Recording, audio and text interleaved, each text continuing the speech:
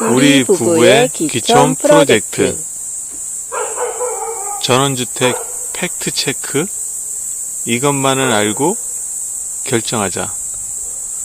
오늘은 전원주택에 대해서 얘기를 해볼까 합니다. 이제 시골에 있는 주택들을 전원주택이라고 하는데, 농가주택 포함해서요. 전원주택 단지에 대한 얘기를 해볼까요? 전원주택 단지는 생각보다 불편할 수 있습니다. 이유는 앞뒤, 좌우에 다른 집들이 있기 때문이죠.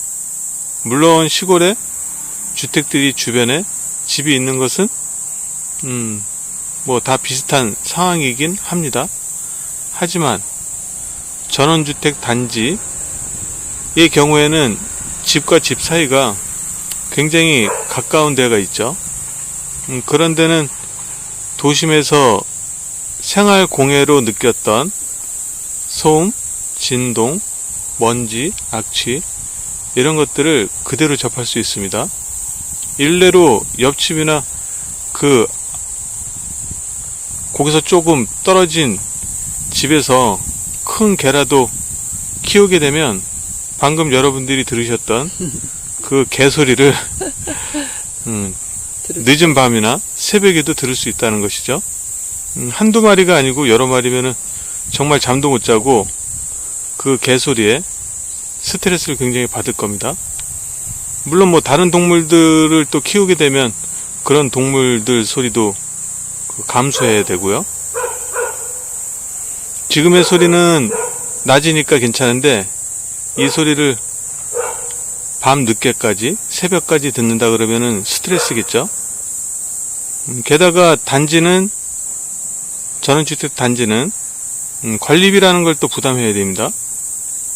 관리비가 많게는 몇십만 원이 나올 수도 있고, 적게는 몇만 원 나올 수도 있지만, 굳이 지출하고 싶지 않은 그런 상황에서, 아무래도 같은 공동생활을 하다 보니까 관리비 부담을 월세로 느끼는 경우도 생길 수 있습니다. 어쨌든 전원주택 단지는 도심의 생활 공해와 비슷한 스트레스를 받을 수 있고, 게다가 바베큐라든지 다른 사람들이 찾아와가지고 고성방가는 시끄럽게 굴 수도 있죠. 여러 가지 그런 부분들 때문에 이제 분쟁이 생기고 갈등이 생기면 편하자고 들어갔던 전원주택이 힘들어질 수 있습니다. 때문에 저는 전원주택 단지는 신중하게 선택을 해야 된다는 말씀을 드리고 싶고요. 네. 두 번째, 목조주택에 대해서 한번 얘기해 볼까요? 목조주택은 나무로 집을 짓습니다. 목구조라 그러죠. 그래서 이제 가벼운 나무라고 할 경우 이제 경량 목구죠. 그 다음에 이제 그보다 이제 중목이라는 것도 있고 합니다. 어쨌든 목조주택을 짓는 이유는 콘크리트보다 친환경적이고 건강에 좋다는 판단에서 목조주택을 요즘 선호하는데요. 목조주택의 장단점이 분명히 있습니다. 그 장점만을 부각시키는 업체의 말을 고지고대로 듣지 마시고 분명한 단점이 있다는 것을 알고 판단해 보세요. 일단 일반적으로 짓는 콘크리트 주택은 이제 철근이 들어가서 철근 콘크리트라고도 하지만 시멘트를 사용하죠.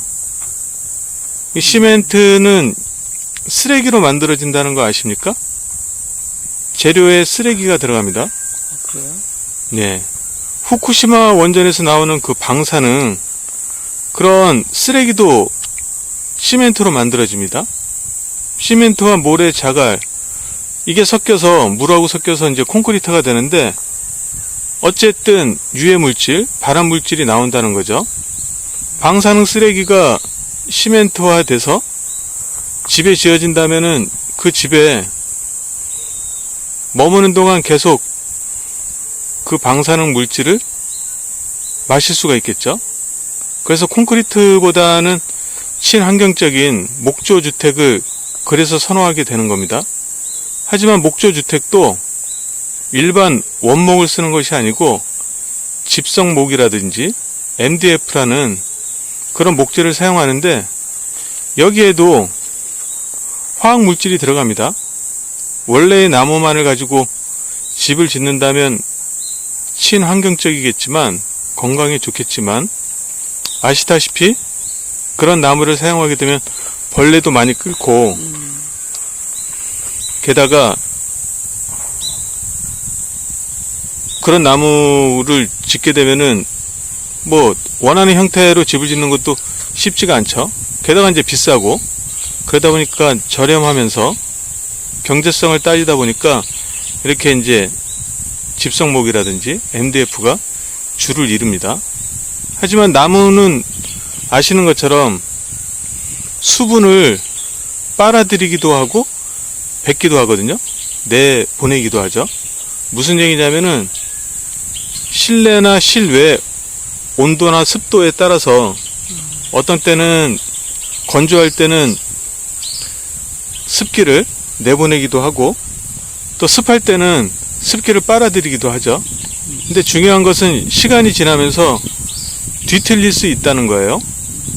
그런 것들을 감안하시고 선택하셔야 되고 또 하나는 흙하고 바로 접하는 부분은 부패할 수 있다는 겁니다. 썩을 수 있다는 거죠. 그러면 아무래도 구조적으로 문제가 될 수 있겠죠. 물론 이거에 번거는 장점도 있습니다.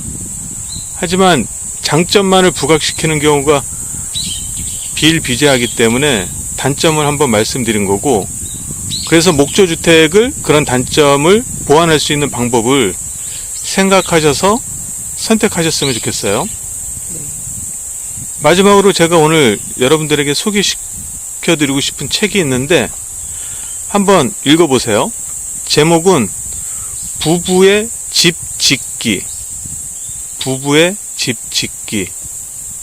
이 책을 오늘 좀 제가 읽어봤어요. 보니까 일단 저자는 여러분들이 아실 거예요. 그 이지성 씨라고 그 꿈꾸는 다락방으로 유명한 작가이시죠. 그리고 그 아내 되시는 분이 차유람.